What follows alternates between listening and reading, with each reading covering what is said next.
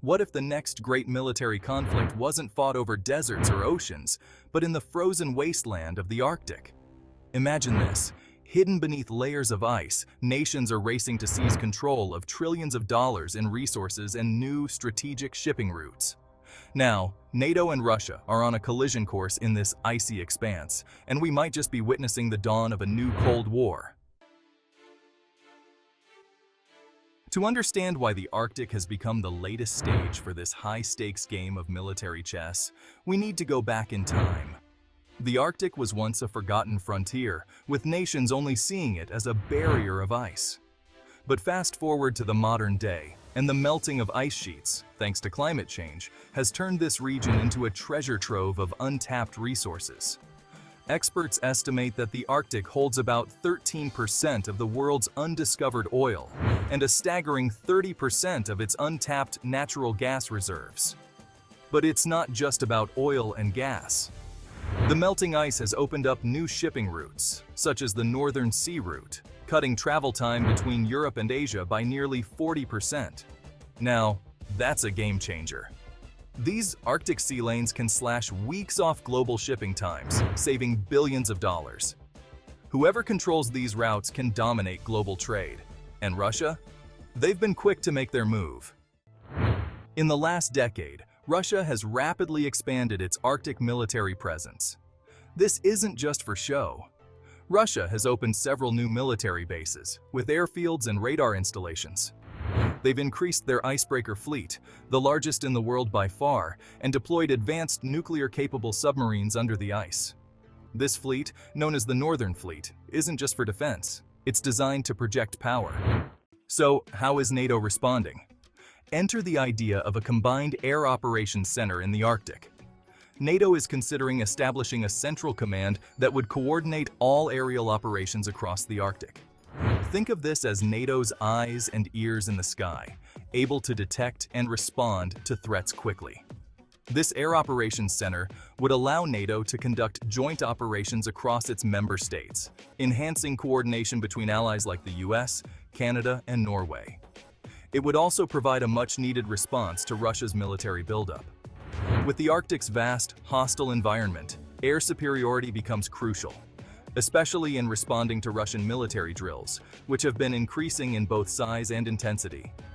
But what makes this even more urgent is Russia's use of nuclear-capable submarines in the Arctic.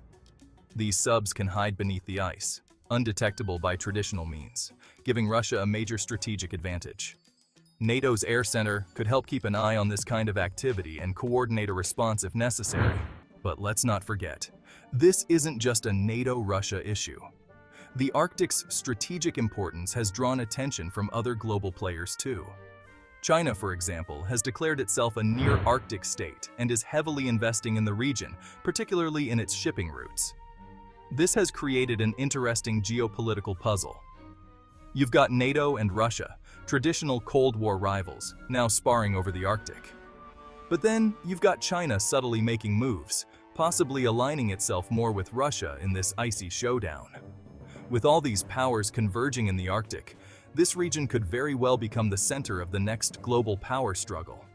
What happens here doesn't just stay in the Arctic. Any military escalation between NATO and Russia could have far-reaching consequences for global security. There's another layer to this story, one that's just as crucial but often overlooked: the environmental impact. The Arctic is one of the most fragile ecosystems on Earth, and increased military activity could accelerate its destruction. Heavy military infrastructure, increased shipping, and potential accidents could devastate this pristine environment. The irony here? As nations fight for control of the Arctic's resources, they risk destroying the very environment that makes these resources valuable in the first place. If NATO does establish an Arctic Air Operations Center, it will likely shift the balance of power in the region. This move could deter Russia's aggressive posturing and send a clear message. NATO is prepared to defend its interests, even in the most remote parts of the world. But let's not underestimate the risks. Any miscalculation in this icy standoff could lead to a new arms race or, even worse, trigger a direct confrontation between NATO and Russia. For the US, this is a matter of national security. The Arctic is a gateway between Europe, North America, and Asia, making it a critical region for NATO to secure.